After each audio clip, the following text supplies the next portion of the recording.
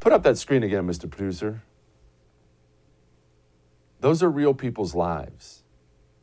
When I was screaming about don't blame the cops, don't defund the police, don't do this bail reform insanity, I was doing that not because I'm harsh, not because I don't care. I was doing that because I do care. Because I knew what the conditions were like in these neighborhoods. I know enough people in these neighborhoods. I knew enough people patrolling these neighborhoods. I knew exactly what would happen to the innocent, poor people in these neighborhoods if these anti-cop rules were put into place. I knew death would come in droves, and come in droves for the black people everyone pretended to champion last year. Everyone was Mr. Black people. Oh, the cops suck. Where are you now? A direct result of the right once again surrendering the narrative to the left has been black people dying in droves. Remember that. The narrative early, that's when it matters. Not when it gets comfortable, not when it's easy. Oh, I don't like Black Lives Matter. When it's hard, that's when you go set the right narrative.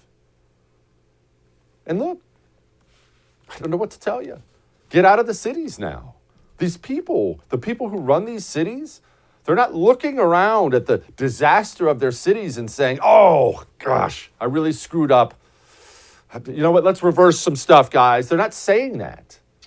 They're looking around and saying, I don't care. Here's Chicago Mayor Lori Lightfoot. I'm disappointed that they're not doing more to take safety and make it a priority. For example, we still have retailers that won't institute plans like having security officers in their stores, making sure that they've got cameras that are actually operational. Yeah, haven't you heard? It's their fault. What are you doing, store? I'm sorry a gang of hoodlums just stormed in and stole all your stuff. Why didn't you have cameras in there? Nothing's going to change because the people who run this place, they don't want it to change. We talk all the time about district attorneys. Well, let's talk about it. George Soros and other communist billionaires who've stated on the record about their intention to bring the United States of America to its knees, they wait in these DA races until the race is halfway over, and then they come in and pour money into the most radical DA they can find to make sure he's going to win. And what do they want out of that DA? What's their goal for that DA? Their goal for that DA is we want him to turn the violent criminals loose. Remember, all this violence, it's intentional. That's what they want. They want more people hurt. Because communism can only ever grow out of chaos and unease and disorder. They want violent criminals out there hurting innocent people. They're not shocked every time they turn some scumbag loose and he ends up hurting somebody or driving over 60 people in a parade in Waukesha, Wisconsin. They don't look at that and say, oops, shouldn't have let that guy out. They look at that and think, oh, perfect. Things are going exactly the way I always wanted them to go. This is planned. This is on purpose.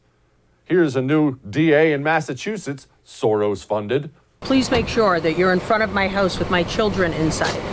And you're going to put this on here. This is your house. Yeah, so as a black woman in this moment, in this country, you're going to put my house on the screen? No, ma'am. We're just here approaching you to ask you a question. Get away from my family. Speak to me at my job. If I get hurt or harmed because of this, you are on the record for that. Or my kids are killed. Listen. Who do you think you are? This is private property. Okay, get out of here. Get out. And you know what I'll do? I'll call the police on you and make an allegation, and we'll see how that works with you. Absolutely. So the rantings of a white woman get you here and scare my children? No. Get off of our private property. We're here And I to swear to ask God, you I'm about dead it. serious. We're I will find here your to name. ask you. You can ask me somewhere else. can give Do you my not name. have a camera in front of my house. I can give you my name. Get I'm not them out of hiding. here. This is the Please. Boston I'm not Police. I will hiding. have you arrested. I swear to God. The rantings of a white woman. That's not some protester on a college campus. That's a district attorney. That's the person who looks at crimes and decides, we're going to prosecute this one. We're not going to prosecute that one. No, we're not going to prosecute. Who do you think that person's going to prosecute? Who do you think that person's going to turn loose from prison? Look, District Attorney Larry Krasner of Philadelphia, he's well known by now. Keep in mind, we have over 500 murders in Philadelphia this year. Again, he's not looking at those numbers and saying to himself, oh, I screwed up. He's on the record saying there's not even a crisis. What's your problem? We don't have a crisis of lawlessness. We don't have a crisis of crime. We don't have a crisis of violence. Everything's fine. What are you worried about? Philadelphia only has more murders than New York and Los Angeles this year. But again, it's a crisis for you. It's a crisis for the poor people who are getting slaughtered there. For him, it's not a crisis. Things are going as planned. And the American media, after Soros funds these DAs that turn all the violent crooks loose who burn down their cities, the American media sits back and they cheer it on because they have the exact same thought. Some dude torched a Christmas tree in New York City in front of the Fox News building. Ended up being some homeless guy who's drugged out, definitely crazy. It turned out to be some nutball. Well, he's already out. He torched a Christmas tree, arson, downtown New York City. He's already out. No bail. People wonder why my friend Carol Markowitz has already brought up, she wrote a great article, I'd highly recommend you go check it out, about why she's leaving New York. Lifelong New Yorker, loves it, and she's leaving. Well, let me tell you something. You need to leave these big cities because there's no indication it's going to get better because the people who are doing this to you do not want it to get better. Things are going the way they want it to go. That's what people have to get through their heads.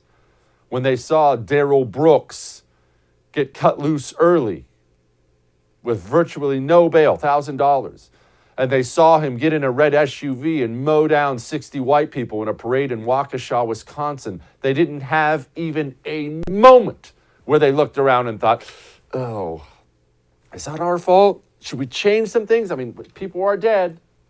Not even a moment. They looked at that and thought, nice. It's what we've always wanted. And no, I'm not going to stop saying the name Darrell Brooks as much as the American media wants me to forget about the fact that a violent, racist, black nationalist with Black Lives Matter all over his social media got in his car after a days-long media campaign to paint the Rittenhouse verdict as white supremacy. He got in his SUV and mowed down a bunch of white people. No, I'm not going to forget about it. Oh, did you hear? Hate crimes are up significantly in New York. Significantly. Who are the victims? Asians, Jews, and white people. This is all done on purpose, and it's critical you understand that. Hey, thanks so much for watching The First on YouTube. If you liked what you saw, go ahead and like and subscribe. You heard me. Like it, subscribe. You'll get a lot more of it and a lot more of me.